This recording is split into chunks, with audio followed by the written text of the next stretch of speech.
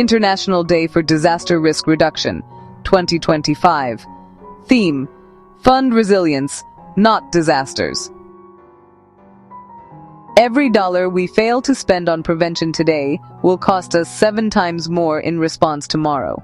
That's not just a slogan, it's a brutal truth backed by data. Yet, year after year, governments and corporations continue to pour billions into cleaning up after disasters instead of preventing them in the first place. Today, let's talk about why the world needs to fund resilience, not disasters. Let's start with the facts. According to the Global Assessment Report on Disaster Risk Reduction 2025, direct disaster costs, things like destroyed infrastructure, homes, and crops, add up to around $202 billion every year. But that's just the visible part of the iceberg. When you include indirect impacts such as lost jobs, disrupted trade, damaged ecosystems, and long-term social consequences, the real cost balloons to $2.3 trillion each year, about 11 times higher than what's typically reported. That's more than the GDP of countries like India or the United Kingdom, wiped out by disasters every single year. And it's not just the poorer countries suffering. In 2023, the United States faced over 28 separate billion-dollar disasters, the highest ever recorded. In Asia, floods killed thousands and displaced millions. And in Africa, droughts destroyed crops and pushed millions into hunger. Many of these natural disasters aren't natural at all. They are human-made, the result of poor planning, reckless construction, and climate denial. Do you know, for every $100 governments spend on disaster response and recovery, less than $1 goes into prevention or risk reduction? For example, if you know your house is built on a floodplain, would you rather spend a few $1,000s to strengthen it, or wait for the flood and pay millions in damages later? That is exactly what we are doing on a global scale, waiting for the flood.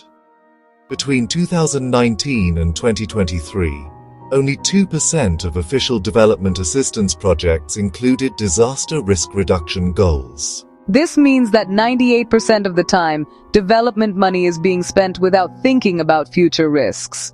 And when disasters strike, we scramble for emergency funds, set up relief camps, and hold press conferences, as if we didn't see it coming. And one of the major reasons that disasters are getting deadlier is risk-blind development. Governments approve housing projects in flood zones. Cities expand into wildfire-prone forests. Infrastructure gets built without climate proofing. The private sector, which controls about 75% of global investment, often overlooks these risks completely. Short-term profits usually win over long-term resilience. But when disasters hit, it's not just the poor who suffer. Insurance costs skyrocket, supply chains collapse, and investors lose billions. Can you believe in the 2023 floods in Europe? Insured losses exceeded $30 billion. Over the past 20 years, the number of droughts has increased by 29%, while tropical cyclones cause average annual losses of nearly $120 billion. Every degree of warming makes rainfall more erratic, sea levels higher, and heat waves longer. Climate change doesn't create new risks, it amplifies the ones we already ignore. That's why disaster risk reduction and climate adaptation must go hand in hand. It's not just about building flood barriers or early warning systems. It's about planning cities better, protecting ecosystems, strengthening public infrastructure, and ensuring every investment is risk-informed. Every dollar spent on disaster prevention saves up to $7 in recovery and reconstruction.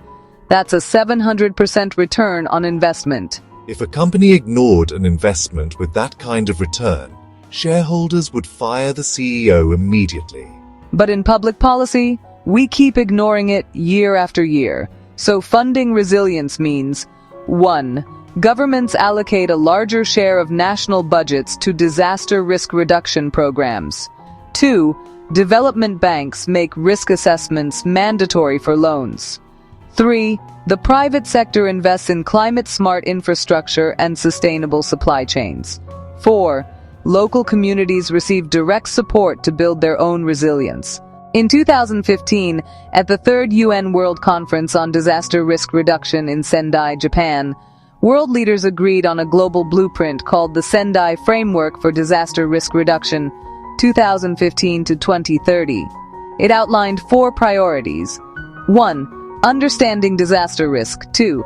Strengthening disaster risk governance. 3. Investing in risk reduction. 4. Enhancing preparedness for effective response and recovery. The idea was strong, but implementation has been slow and underfunded. The 2025 Global Assessment Report will likely show that while awareness has increased, financial commitments still lag far behind the threat. That's why this year's theme, Fund Resilience, Not Disasters, is more than a slogan. It's a wake-up call.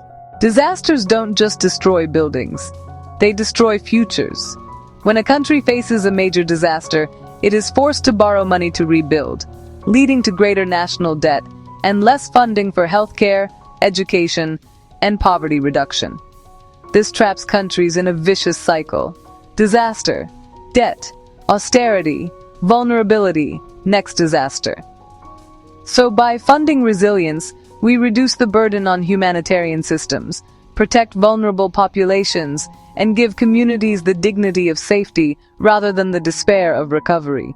But where do we go from here? 1. Governments must integrate disaster risk reduction and climate adaptation into every policy, not as side projects, but as central pillars of development. 2. International donors must increase funding for prevention and make risk reduction a condition for major infrastructure investments. 3. Private companies must disclose climate risks and embed resilience into their business models. 4. Citizens must hold leaders accountable for risk-blind decisions and demand transparency about disaster spending. Resilience is not about bouncing back. It is about bouncing forward. We cannot stop storms, floods, or earthquakes, but we can stop them from becoming catastrophes. Every bridge built stronger, every home constructed safely, every community trained for emergencies. That is an investment in resilience. On 13th October, the International Day for Disaster Risk Reduction, remember this message: fund resilience, not disasters. Prevention is not a cost. It is the best investment humanity can make in its own future. If we get this right, we will save not only money but lives, livelihoods, and the planet itself. Resilience is not built in the chaos after disaster. It is built in the calm before it. Let's start building it now.